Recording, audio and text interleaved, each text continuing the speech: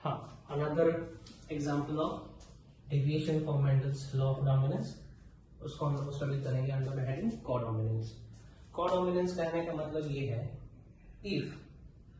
if two different alleles are present, then both of them will express। ठीक है, ये दो एलील प्रेजेंट है, दोनों डोमिनेंट कंडीशन में है, तो ये भी एक्सप्रेस करेगा और ये भी एक्सप्रेस करेगा। Okay, two different alleles is there for a single gene, then both will express 50-50। यदि इस तरीके से है तो 100% एक प्रकार का एक्सप्रेशन होगा, 100% एक प्रकार का एक्सप्रेशन होगा। यदि इस तरीके से है तो 50-50 एक्सप्रेशन होगा, मिक्स्ड नहीं होगा। एग्जाम्पल दे रहे हैं, आपने गाय देखा होगा, कुछ काउस देखे होंगे, कुछ काउस का कलर 100% व्हाइट होगा, ठीक ना, किसी काउस का कलर 100% ब्लैक हो सकता है, ठीक ना, किसी काउस का कलर आप देखोगे कहीं कहीं पे पैचेस होंगे, ठीक ना, कहीं पे ब्लैक पैच होगा और कहीं पे व्हाइट पैच होगा। ठीक है, that is the example of codominance. यदि आप सोचोगे कि व्हाइट और ब्लैक मिला देंगे तो यहाँ पे ब्राउन आना चाहिए, तो उसको हम लोग बोलेंगे इनकम्प्लीट डोमिनेंस। ठीक है, ये इनकम्प्लीट डोमिनेंस का केस हो जाएगा। लेकिन आपको कहीं पे ब्लैक पैचेस दिखेगा, कहीं पे व्हाइट पैचेस दिखेगा, चिट कवरेज जिसको बोलते हैं, ठीक है, that is actually the example of codominance. ठीक है, कोडोमिनेंस ज्यादातर स्टडी करा गया है हमारे ब्लड ग्रुप में, जिसको हम लोग स्टडी कर सकते हैं मल्टीपल एलिज्म के अंदर भी। मल्टीपल एलिज्म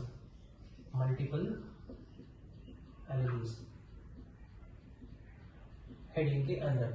मल्टीपल एलिज्म कहने का मतलब होता है existence of more than 2 allele for a gene. ठीक है, अभी तक तो हमने क्या देखा था? अभी तक हमने देखा था one gene has 2 allele, one gene has 2 allele, है ना, 2 ही एलील होता है ये। अब यहाँ पे हम लोग जिक्र करेंगे 3 एलील्स के बारे में। ठीक, एग्जाम्पल कहाँ देख सकते हैं? एग्जाम्पल एक seen in ABO blood grouping.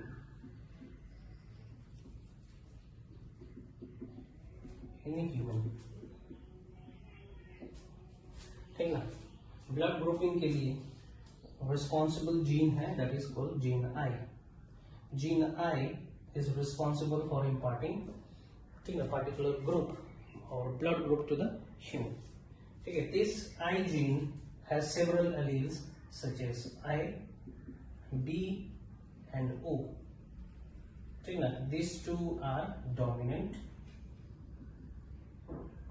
and this is recessive। इस तरीके से। तो किस तरीके से एलील्स एग्जिस्ट होंगे? IA, ठीक ना, IB, I0 और I2। ठीक है, या फिर इसको हम इस तरीके से भी लिख सकते हैं, सिंपली I। तो इस तरीके से हम इन एलील्स को रिप्रेजेंट करेंगे। ध्यान देंगे, though we have 3 different alleles, ये तीनों डिफरेंट एलील पॉपुलेशन में एग्जिस्ट करेंगे, इंडिविजुअल में नहीं। Individual has only 2 allele, but the population will have, population may have 3 allele। ठीक है, नाउ कैसे होगा ये? Let me explain it. For example, you are carrying a blood group A, आपका ब्लड ग्रुप ए, तो that blood group A is because of either this और this ना, इसी के चलते होना है ना। तो इसमें कितने पॉसिबल एलील है? 2 ही है ना पॉसिबल एलील। मान के चलिए आपका ब्लड ग्रुप ए है, आपके पेरेंट का ब्लड ग्रुप मान के चलिए बी है, तो उनका ब्लड ग्रुप इसके चलते होगा या फिर इसके चलते होगा। Population means what? Collection of similar species. तो देखेंगे एक पॉपुलेशन में तीनों एलील प्रेजेंट है कि नहीं है? एलील प्रेजेंट है, एलील भी प्रेजेंट है, एलील ओ भी प्रेजेंट है, बोल सकते हैं ना in a population all the 3 alleles are present, है ना।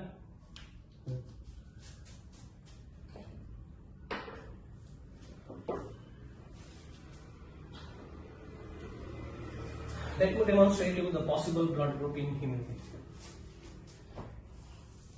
Possible blood group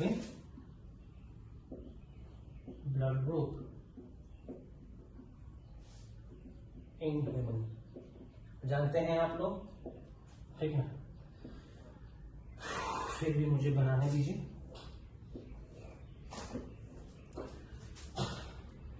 allele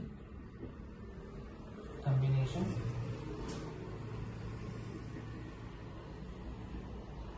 blood group antigen,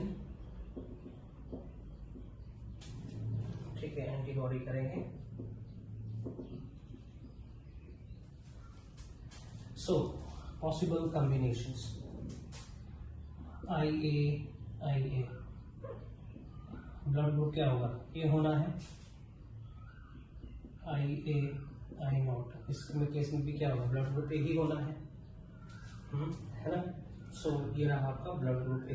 blood group ए क्यों होता है ब्लड ग्रुप, अभी हम बताते हैं, ठीक ना। This is called A antigen, इसको हम लोग क्या प्रोनाउंस करेंगे, ए एंटीजन,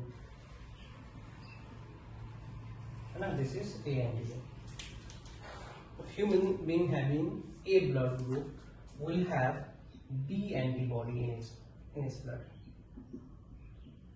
किस प्रकार का एंटीबॉडी, बी एंटीबॉडी। चलिए दूसरा पॉसिबल कॉम्बिनेशन बताते हैं हम आपको। IB I0, ठीक ना। पॉसिबल ब्लड ग्रुप क्या होना है, यहाँ पे बी ही होना है। For example this is called B antigen, इसको हम लोग बी एंटीजन बोलेंगे, ओके। ये आपका RBC, दिस इज RBC। हाँ, इसके केस में किस तरीके का एंटीबॉडी होना है, person with blood group A will have a antibody, A antibody, है ना। इसीलिए हम एक पेशेंट को बी वाला ब्लड ग्रुप नहीं दे सकते हैं और बी वाले ब्लड ग्रुप को ए वाला ब्लड नहीं दे सकते, है ना। तीसरा बता रहे, तो कितना पॉसिबल ब्लड ग्रुप हो गया, ये देखते हैं IA एंड IB। सो इसके केस में ब्लड ग्रुप क्या हो जाएगा, A and B, है ना। So in this case the RBC will have A antigen as well as B antigen, और यहाँ पे कोई एंटीबॉडी नहीं रहना है। Now the last one I0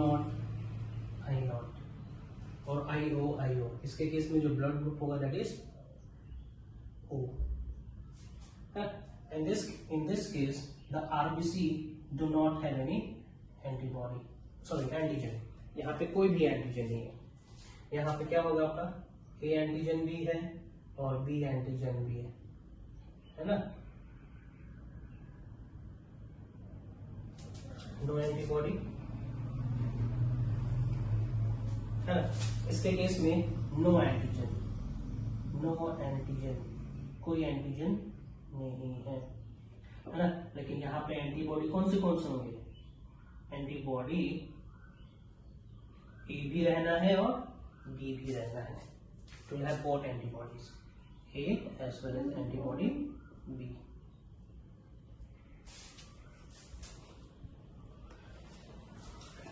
है ना। Now tell me universal acceptor और यूनिवर्सल डोनर। चूंकि यहाँ पे कोई एंटीबॉडी प्रेजेंट नहीं है ना, कोई भी एंटीबॉडी प्रेजेंट नहीं है, तो कहीं से भी ब्लड आए एंटीबॉडी है नहीं तो उसको डिग्रेड नहीं करेगा, इसको हम लोग क्या बोलेंगे, यूनिवर्सल एक्सेप्टर, है ना। Universal acceptor.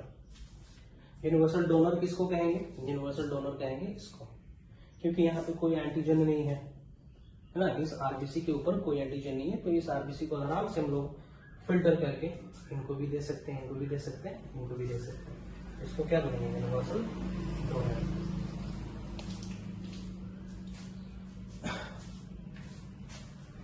नाउ लेट मी से ये ब्लड ग्रुपिंग ए बी होता कैसे है ना।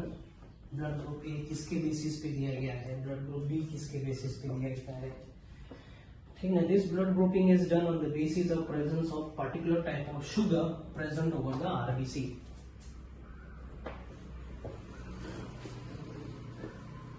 Particular type of sugar present over RBC.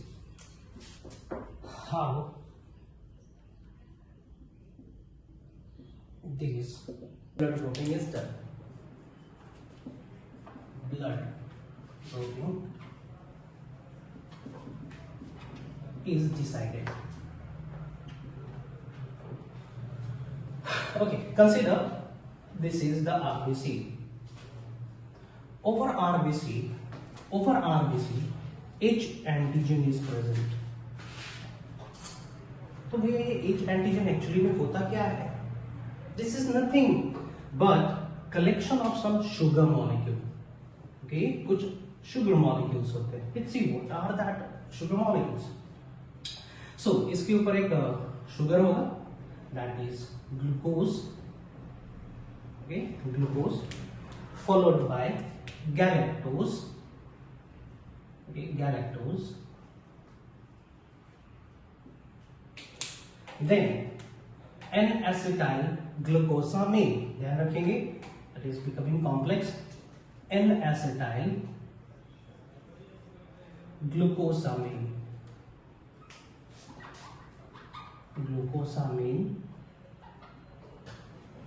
then again galactose,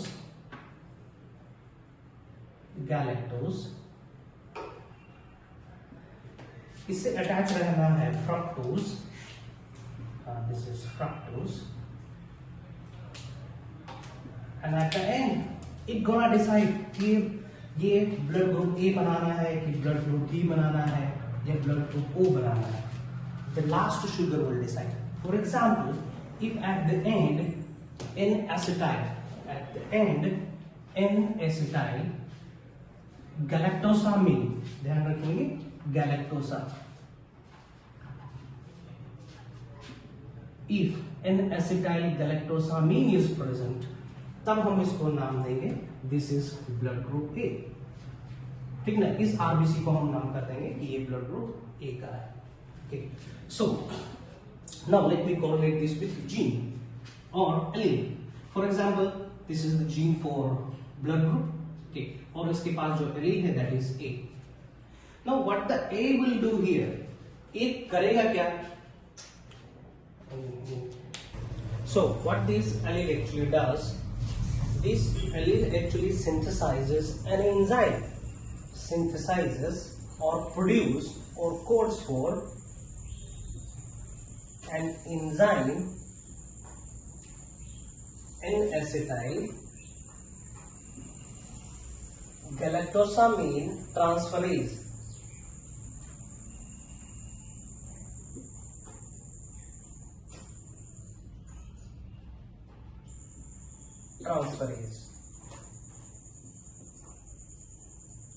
ठीक है, ये एंजाइम सिंथेसाइज करा। अब ये एंजाइम करेगा क्या? This enzyme actually transfers the N-acetyl galactosamine to this H antigen. Then this H antigen converts into A antigen. किस में कन्वर्ट हो जाना है? A antigen में कन्वर्ट हो जाना है। Like that, what does this IB allele does? Okay, yes, it gonna code for enzyme. Which enzyme? ये enzyme के लिए कोड करेगा, and that enzyme is galactosamine transferase.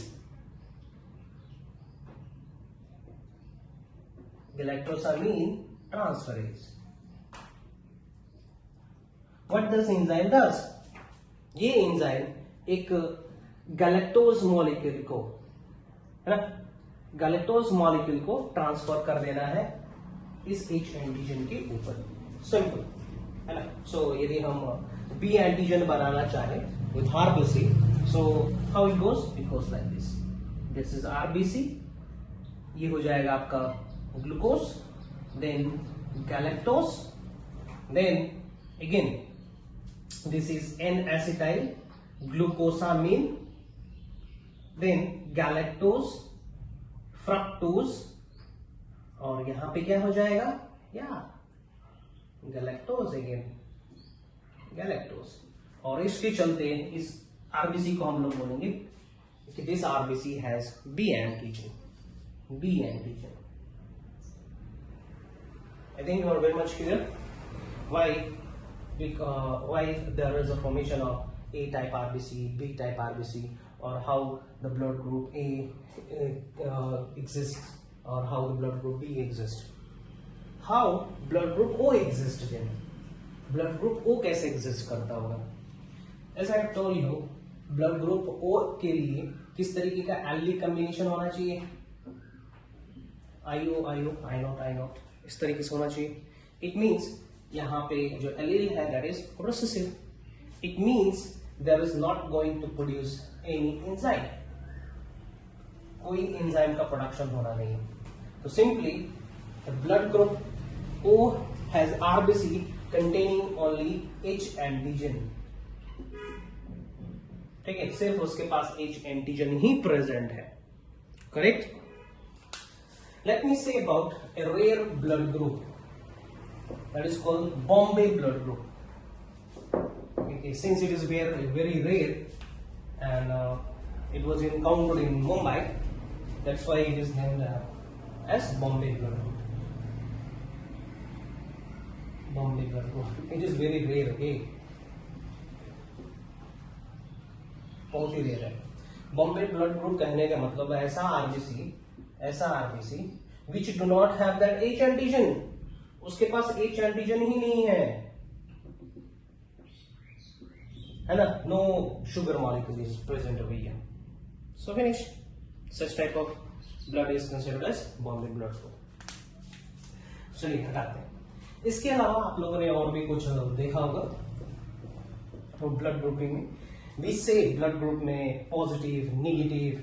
What does this positive and negative means? Positive, negative means beside this sugar molecule, इस sugar molecule के अलावा कुछ और इपिटॉप्स present होते हैं यहाँ पे. ठीक है, इपिटॉप्स एंटीजेनिक डिटरमिनेंट्स कहते हैं इपिटॉप्स को, है ना. कुछ और इपिटॉप्स प्रेजेंट रहता है जिसको हम लोग कहते हैं रिहर्सस protein.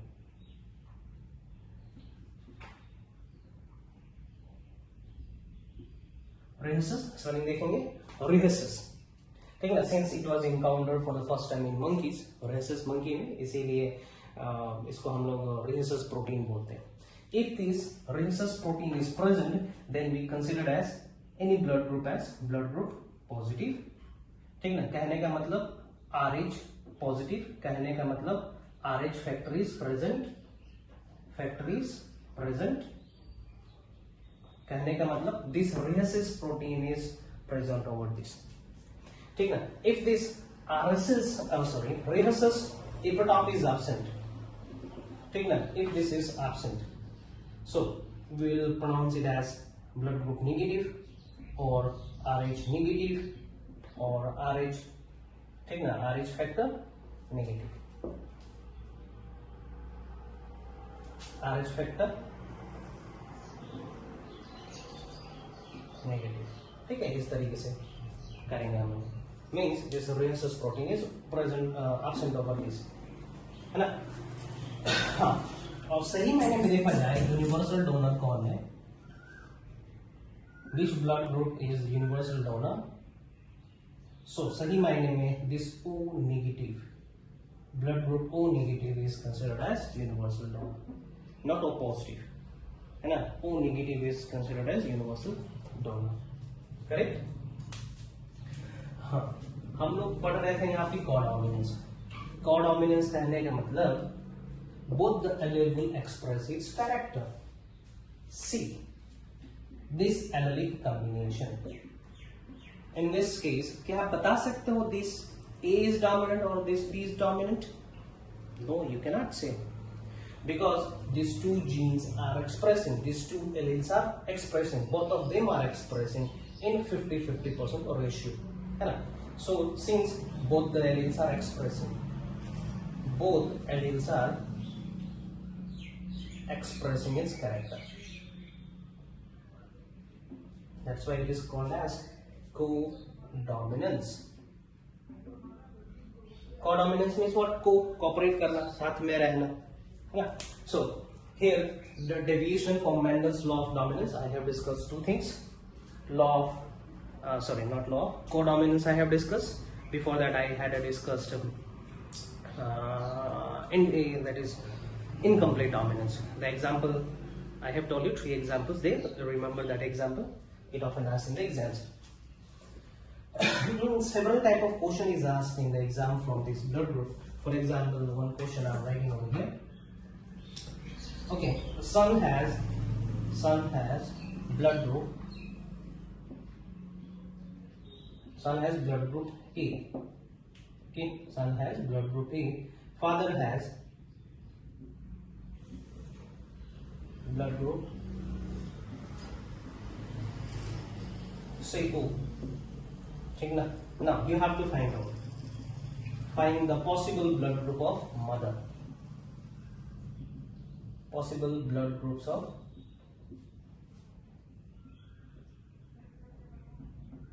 mother. Okay, so you have to say mother का blood group क्या है? Homozygous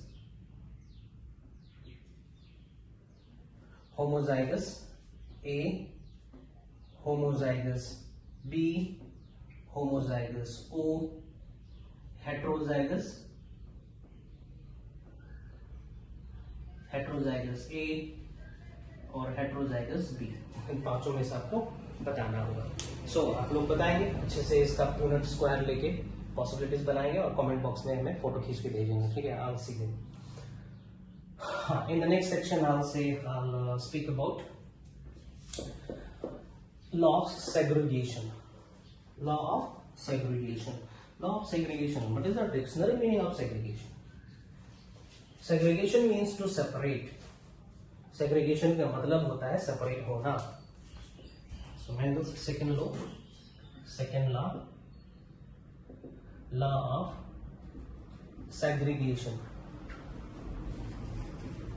It is also known as law of purity of gamete. बोल सकते हैं.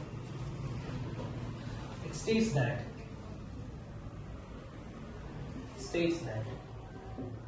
the alleles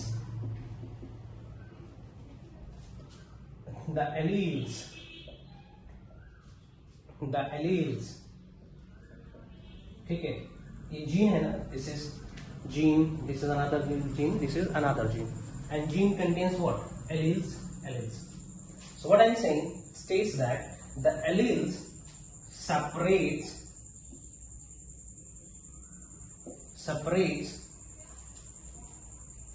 into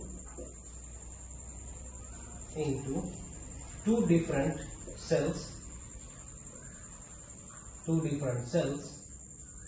during gametogenesis.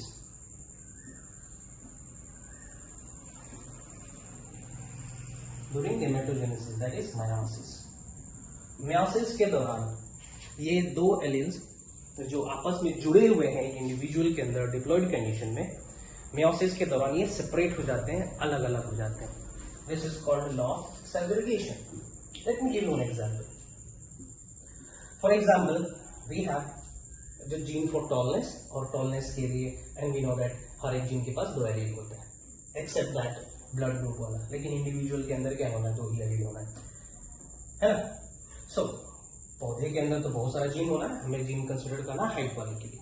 So height वाले जीन के लिए 2 एलील्स है, कैपिटल टी स्मॉल टी, है ना? यहाँ पे होमोजाइगस डोमिनेंट है, यहाँ पे होमोजाइगस रिसेसिव है. दिस इज पैरेंट, ये पैरेंट हो जाएंगे. तब गैमेट बनना है ना? गैमेट बनना है तो होगा क्या? थोड़ा ध्यान से देखेंगे, मियोसिस रिकॉल करेंगे, क्लास का एलिमेंट में पढ़े हैं. मियोसिस होता क्या है मियोसिस के केस में? For example this is homologous chromosome. ये था ना homologous chromosome. This is chromosome number 1, chromosome number 1. They line parallelly, दो इक्वेटोरियल प्लेट्स बनाते हैं, और वी कैन से जो इक्वेटोरियल प्लेट है वहां पे होमोलोगस क्रोमोसोम पैरेलली अलाइन हो जाते हैं.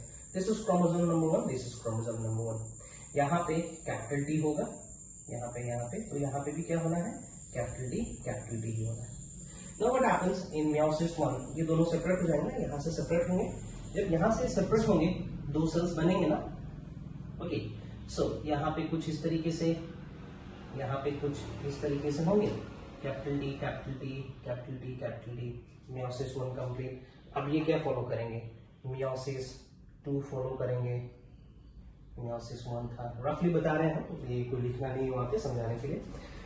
नाउ व्हाट हैपेंस अगेन, यहाँ पे अब आपका स्पिंडल फाइबर बनना शुरू हो जाएगा यहाँ से, और इसको खींच लेगा, जिसके चलते अब क्या होगा, अब क्या होना है, अब ये क्रोमोसोम कुछ इस तरीके से सेपरेट हो जाएंगे.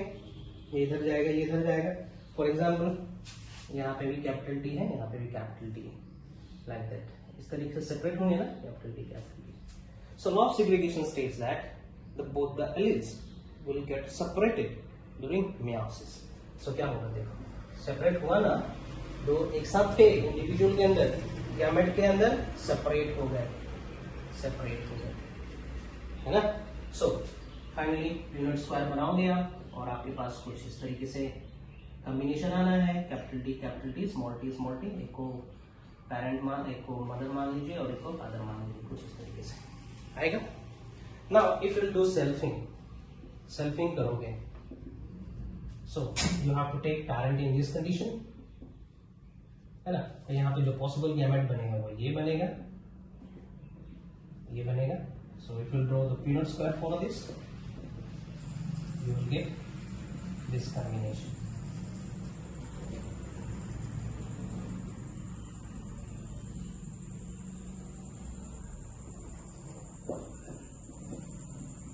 Okay, so here the plant height will be short, तो आप जिसको बोलेंगे, और यहाँ सब टॉल होंगे. ध्यान से एक बार देखेंगे जब आप, ये था आपका F1 जनरेशन. F1 जनरेशन में सारे के सारे टॉल थे. F2 जनरेशन में 3 टॉल था और 1 ड्वार्फ था. पेरेंट हमने स्टार्टिंग में कैसा लिया था, टॉल एंड ड्वार्फ. ठीक है. मेंडल हैज कंक्लूडेड दैट कि कहीं ना कहीं ये जो एलील्स है सेपरेट हो रहे हैं, और सेपरेशन के चलते ही कहीं ना कहीं इनको चांस मिलता है फिर से जुड़ने के लिए. तभी जाके दूसरे पेरेंट का कैरेक्टर दूसरे जनरेशन में जाके रिवील हो रहा है. इस पेरेंट का कैरेक्टर यहाँ पे जाके रिवील हो रहा है, रीअपियर हो रहा है. ठीक, कहीं ना कहीं ये दोनों अलग होंगे तभी तो होगा ना. ठीक, सो अलग होने वाले से segregation. So in the next section we will do dihybrid laws. There I will tell you what is the Mendel's third law. That is law of independent assortment. That law is not universal.